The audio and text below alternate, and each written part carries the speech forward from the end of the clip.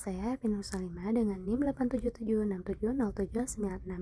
Di sini saya akan melakukan percobaan tentang pengaruh deterjen terhadap perkecambahan. Adapun alat dan bahan yang perlu disiapkan adalah gelas takar 1000 ml 1 buah, gelas takar 600 ml 7 buah, gelas takar 100 ml 7 buah, aluminium foil, deterjen serbuk, kacang hijau pilihan yang telah direndam, sendok teh dan pipet, dan terakhir adalah air ledang secukupnya. Cara kerjanya adalah yang pertama, sediakan larutan deterjen 100%, 50%, 25%, 12,5%, 6,25%, 3,1%, serta kontrol yang berupa air ledeng dari PDAM. Cara menyediakan larutan. Larutkan 1 gram deterjen serbuk ke dalam air ledeng hingga 1000 ml. Kemudian, simpan sebanyak 500 ml pada gelas berlabel 100%. Sisa 500 ml larutan 100% itu ditambahkan dengan air ledeng 500 ml.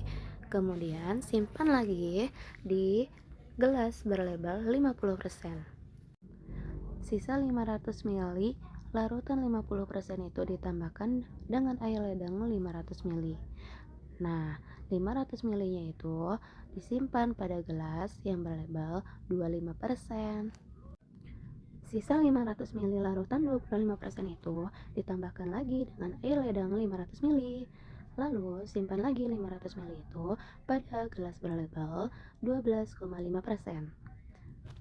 Sisa 500 ml larutan 12,5% itu ditambahkan lagi dengan air ledeng 500 ml. Nah, 500 ml-nya itu simpan lagi pada gelas takar berlabel 6,25%. Sisa dari 500 ml larutan 6,25% itu ditambahkan lagi dengan air ledeng 500 ml. Simpan lagi pada gelas berlabel 3,1%. Untuk label kontrol, cukup sediakan 500 ml air ledeng. Setelah itu, sediakan 7 gelas lain berlabel kontrol 1, 2, 3, 4, 5, dan 6. Masing-masing diberi kertas saring atau kertas tisu.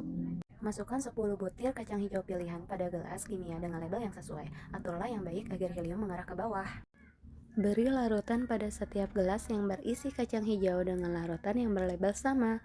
Untuk kontrol, gunakan pipet yang berbeda. Tutuplah gelas yang berisi kacang hijau yang sudah diberi larutan dengan aluminium foil sehingga tidak ada cahaya yang dapat masuk. Tunggulah 24 jam untuk melihat pertumbuhan kecambah berkonsentrasinya.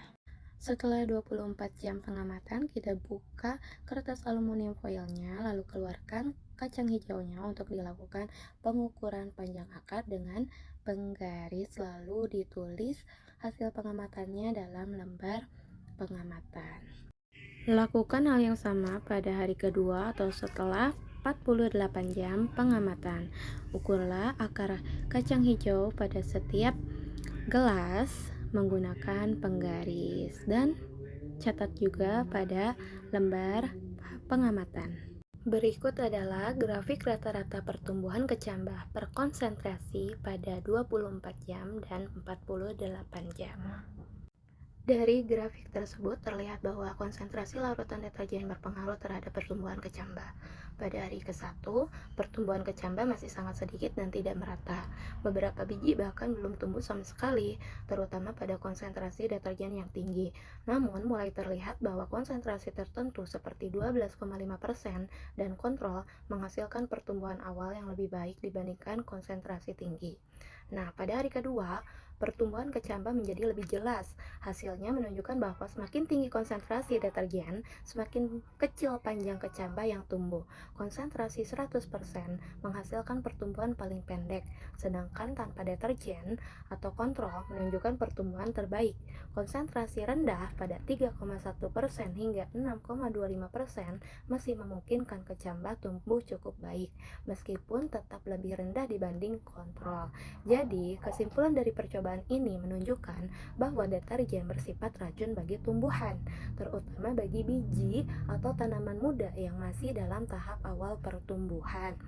Jika deterjen masuk ke lingkungan, misalnya melalui air limbah rumah tangga yang dibuang sembarangan, akan mencemari tanah dan air, sehingga mengganggu pertumbuhan tanaman dan merusak keseimbangan ekosistem.